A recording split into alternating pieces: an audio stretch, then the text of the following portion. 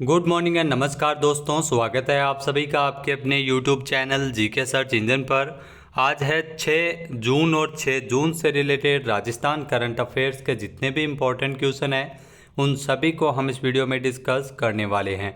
तो पूरा वीडियो बहुत ध्यान से देखना और वीडियो के एंड में मैं आपसे क्वेश्चन पूछूंगा जिसका आंसर आप सभी को कमेंट बॉक्स में देना है।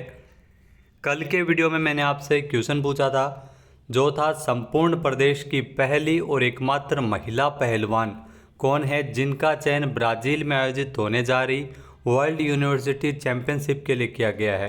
जहां राजस्थान में दीक्षा फौजदार का इसके लिए चयन हुआ है। सी ऑप्शन इसका बिल्कुल सही था। जिन दोस्तों ने सी ऑप्शन कमेंट बॉक्स में सही जवाब दिया था उनको हार्दिक शुभकामनाएं। जी हाँ दोस्तों, राजस्थान में कोटा की दीक्षा फौजदार ये संपूर्ण प्रदेश की पहली और एकमात्र महिला पहलवान है जिनका चयन ब्राज़ील में आयोजित होने जा रही वर्ल्ड यूनिवर्सिटी चैंपियनशिप के लिए किया गया है।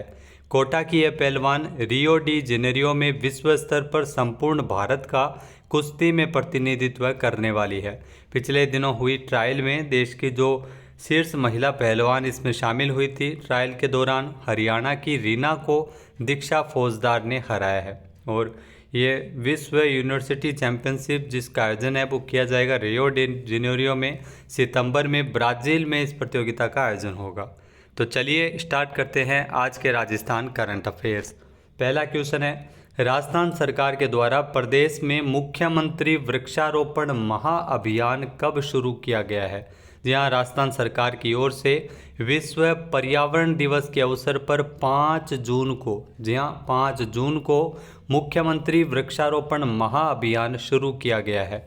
ए ऑप्शन यहाँ पर बिल्कुल सही है। राजस्थान के मुख्यमंत्री भजन लाल शर्मा ने इस अभियान की शुरुआत की है। आइए जानते हैं इम्पोर्टेंट फैक्ट्स। तो राज्य सरकार के द्वारा प्रदेश में पर्यावरण संरक्षण के कार्यों को एक नई गति प्रदान करते हुए मुख्यमंत्री वृक्षारोपण महाअभियान है ये राज्य सरकार पूरे प्रदेश में चलाने जा रही है, जिसके अंतर्गत इसी साल वर्षा काल में 7 करोड़ पौधों का रोपण किया जाएगा। 5 जून को विश्व पर्यावरण दिवस के अवसर पर राजस्थान के मुख्यमंत्री भजन लाल शर्मा ने राज्य में मुख्यमंत्री वृक्षारोपण महाअभियान शुरू किया है। 5 जून से शुरू हुए मुख्यमंत्री वृक्षारोपण महाअभियान के तहत 7 करोड़ पौधों में से 3 करोड़ आमजन को रियायती दर पर पौधे उपलब्ध करवाए जाएंगे। वहीं 3 करोड़ राजकीय भूमि और 1 करोड़ है वो ओरण और चारागाह भूमि पर पौधे लगाए जाएंगे। नेक्स्ट क्वेश्चन है, हाल ही में संपन्न जो राजस्थान में लोकसभा चुनाव के बाद में प्रदेश की कितनी विधानसभा सीटों पर उपचुनाव होंगे। यहाँ लोकसभा चुनाव के नतीजों के बाद प्रदेश की 5 विधानसभा सीटों पर उपचुनाव होंगे, यानी कि ए ऑप्शन इसका बिल्कुल सही है। आइए जानते हैं इम्पोर्टेंट फैक्ट्स। तो राजस्थान में लोकसभा चुनाव के बाद नए हालात पैदा हो गए हैं। इस बार जिन नेताओं ने लोकसभा चुनाव लड़ा था उसमें से 6 मौजूदा विधायक शामिल थे। इसमें से 5 है वो चुनाव जीत गए हैं। एक चुनाव हार गए थे रविंद्र सिंह भाटी, जिसके चलते अब 5 विधानसभा सीटों पर उपचुनाव होने वाले हैं, क्योंकि सांसद बनने के बाद इनकी सीटों पर उपचुनाव होंगे। राजस्थान में जो विधायक सांसद बने हैं उनमें से खींवसर विधायक जो नागौर सीट से लड़े थे हनुमान बेनीवाल जो सांसद बने हैं। झुंझुनू के विधायक ब्रजेंद्र ओला जो झुंझुनू लोकसभा सीट से चुनाव जीते हैं। दौसा के विधायक मुरारी लाल मीणा ये दौसा लोकसभा सीट से चुनाव जीते हैं। इसके अलावा बांसवाड़ा विधायक राजकुमार रोत ये बांसवाड़ा लोकसभा सीट से जीते हैं। देवली उनियारा विधायक हरीश मीणा ये टोंक स्वाईमाधोपुर लोकसभा सीट से सांसद चुने गए हैं। रविंद्र सिंह भाटी चुनाव हार गए हैं, जीत नहीं पाए हैं। नेक्स्ट है, हाल ही में राज्य के अधीनस्थ राजस्व न्यायालयों के पीठासीन अधिकारियों की 3 दिवसीय निर्णय लेखन कार्यशाला कब आयोजित की जाएगी। यहाँ पहले इसका आयोजन 12 से 14 जून को किया जा रहा था, फिर बाद में इसे आगे बढ़ाया गया, यानी 10 से 12 जुलाई तक इसका आयोजन किया जाएगा। सी ऑप्शन इसका बिल्कुल सही है। आइए जानते हैं इम्पोर्टेंट फैक्ट्स। तो राजस्थान के अधीनस्थ राजस्व न्यायालयों के पीठासीन अधिकारियों की 3 दिवसीय निर्णय लेखन कार्यशाला अब 12 से 14 जून के स्थान पर आगामी 10 से 12 जुलाई तक अजमेर के राजस्व अनुसंधान एवं प्रशिक्षण संस्थान में किया जाएगा।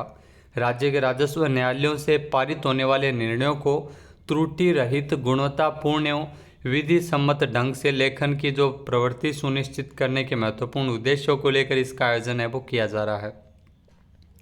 नेक्स्ट है, राजस्थान में किस संस्थान के द्वारा ऊंटनी के दूध को पाउडर में बदला जाएगा? जी हाँ, राजस्थान में राष्ट्रीय ऊंट अनुसंधान केंद्र बीकानेर के द्वारा अब ऊंटनी के दूध को पाउडर में बदला जाएगा, यानी कि बी ऑप्शन इसका बिल्कुल सही है।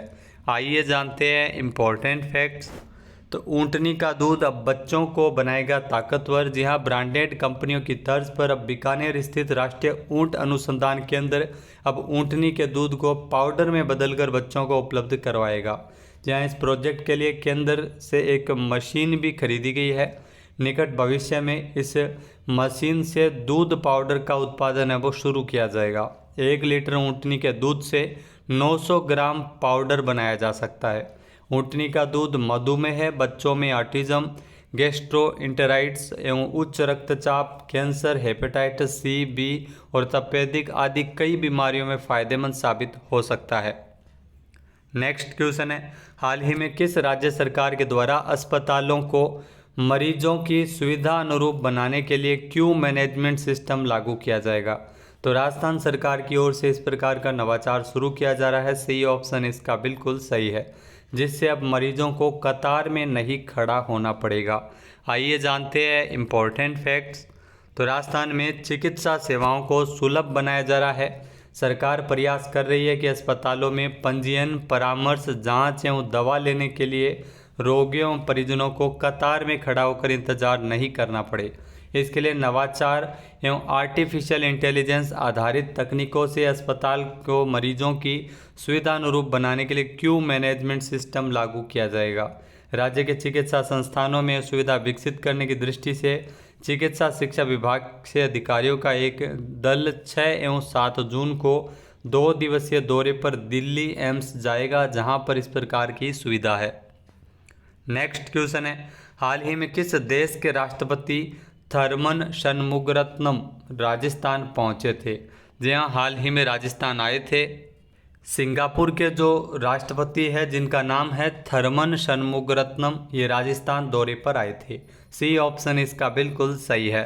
आइए जानते हैं इम्पोर्टेंट फैक्ट्स। तो हाल ही में सिंगापुर के राष्ट्रपति थरमन षणमुगरत्नम राजस्थान पहुंचे थे। 25 मार्च को अपनी 4 दिवसीय यात्रा है वो परिवार के साथ इन्होंने राजस्थान के जैसलमेर से यात्रा की शुरुआत की थी। यहाँ थरमन षणमुगरत्नम जोधपुर, जैसलमेर सहित कई पर्यटन स्थलों का इन्होंने भ्रमण किया था। भारतीय मूल के अर्थशास्त्री थरमन षणमुगरत्नम ने सितंबर 2023 में सिंगापुर के नवे राष्ट्रपति के रूप में शपथ ली थी। ये भी आपको ध्यान में रखना है।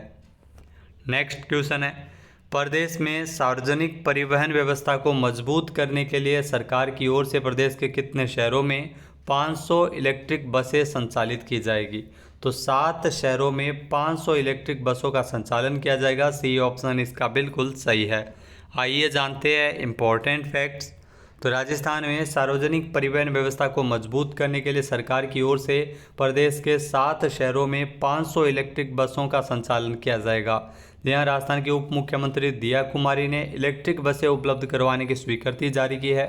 उप मुख्यमंत्री दिया कुमारी के मुताबिक बजट घोषणा की क्रियान्विति में प्रदेश के जयपुर, जोधपुर, कोटा, अजमेर, बीकानेर, भरतपुर और उदयपुर आदि शहरों में नगरीय बस सेवा के लिए 500 इलेक्ट्रिक बसें हैं वो उपलब्ध करवाई जाएगी।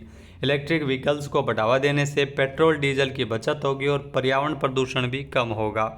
इन बसों का संचालन एवं संधारण स्वायत्त शासन विभाग के द्वारा जो convergence energy services limited CESL के माध्यम से किया जाएगा।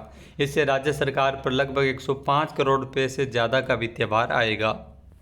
नेक्स्ट क्वेश्चन है, नीति आयोग के द्वारा सतत विकास लक्ष्यों में तेजी लाने पर राष्ट्रीय सम्मेलन 4 और 5 मार्च को कहाँ आयोजित किया गया था? तो इस राष्ट्रीय सम्मेलन का आयोजन है वो जयपुर में किया गया था 4 से लेकर 5 मार्च तक, यानी कि ए ऑप्शन इसका बिल्कुल सही है। आइए जानते हैं इम्पोर्टेंट फैक्ट्स। जी हाँ, मेजबान राजस्थान सरकार तथा UNDP और UN की साझेदारी में नीति आयोग के द्वारा सतत विकास लक्ष्यों में तेजी लाने पर SDG में तेजी लाने पर राष्ट्रीय सम्मेलन 4 से 5 मार्च को राजस्थान इंटरनेशनल सेंटर जयपुर में आयोजित किया गया था। उद्घाटन सत्र नीति आयोग के उपाध्यक्ष श्री सुमन बेरी की अध्यक्षता में संपन्न हुआ था। 2 दिवसीय सम्मेलन में 31 राज्यों और केंद्र शासित प्रदेशों तथा भारत सरकार के मंत्रालयों के वरिष्ठ सरकारी अधिकारी इसमें शामिल हुए थे। नेक्स्ट क्वेश्चन है, हाल ही में किस देश ने आधिकारिक तौर पर अपनी अंतरिक्ष एजेंसी लॉन्च की है? तो ये ध्यान रखना, इंपॉर्टेंट क्वेश्चन है। आधिकारिक तौर पर अपनी अंतरिक्ष एजेंसी लॉन्च की है दक्षिण कोरिया ने, यानी कि ए ऑप्शन यहाँ पर बिल्कुल सही है।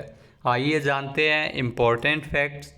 तो दक्षिण कोरिया ने हाल ही में आधिकारिक तौर पर अपनी अंतरिक्ष एजेंसी लॉन्च की है। इसका उद्देश्य एरोस्पेस क्षेत्र में नीति और औद्योगिक विकास को बढ़ावा देना है। दक्षिण कोरिया ने इसे कोरिया एरोस्पेस एडमिनिस्ट्रेशन नाम दिया है, यानी कासा है वो अब दक्षिण कोरिया की अंतरिक्ष एजेंसी का नाम है। ये भी महत्वपूर्ण क्वेश्चन है। दक्षिण कोरिया ने साल 2032 में अपने पहले चंद्र मिशन की अनाउंसमेंट की है, योजना बनाई है। नेक्स्ट है, विश्व पर्यावरण दिवस हर साल कब मनाया जाता है? तो विश्व पर्यावरण दिवस हर साल है वो हम 5 जून को मनाते हैं। सी ऑप्शन इसका बिल्कुल सही है। आइए जानते हैं इम्पोर्टेंट फैक्ट्स। तो पर्यावरण के संरक्षण के बारे में जागरूकता बढ़ाने और जो पर्यावरण संरक्षण के प्रति प्रोत्साहन के लिए हर साल 5 जून को दुनिया भर में विश्व पर्यावरण दिवस के तौर पर मनाया जाता है। संयुक्त राष्ट्र महासभा ने 1972 में स्टॉकहोम सम्मेलन के दौरान 5 जून को विश्व पर्यावरण दिवस के रूप में घोषित किया था। पर्यावरण संरक्षण के लिए संयुक्त राष्ट्र पर्यावरण कार्यक्रम UNEP एक नोडल एजेंसी है।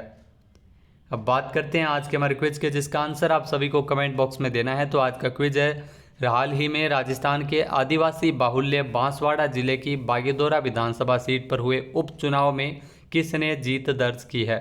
एक बार फिर से सुनिएगा, बांसवाड़ा जिले की बागीदोरा विधानसभा सीट पर हाल ही में उपचुनाव हुआ था, जिसके नतीजे 4 जून को आए हैं। और इस उपचुनाव में किसने जीत दर्ज की है? सही आंसर आपको कमेंट बॉक्स में देना है। और अगर ये वीडियो आपको पसंद आए तो इसे लाइक और शेयर करना बिल्कुल न भूलिएगा। चैनल पे नए जुड़े हैं, सब्सक्राइब नहीं किया है तो अभी सब्सक्राइब बटन पे क्लिक करें। यहाँ पर आपको राजस्थान करंट अफेयर्स का daily revision, weekly revision, monthly revision और 6 मंथ का भी आपको राजस्थान करंट अफेयर्स प्रोवाइड करवाया जाएगा, जो आपके आने वाले सभी एग्जाम की दृष्टि से महत्वपूर्ण है। वीडियो को शेयर करना बिल्कुल न भूलिएगा। जय हिंद, जय भारत, जय राजस्थान।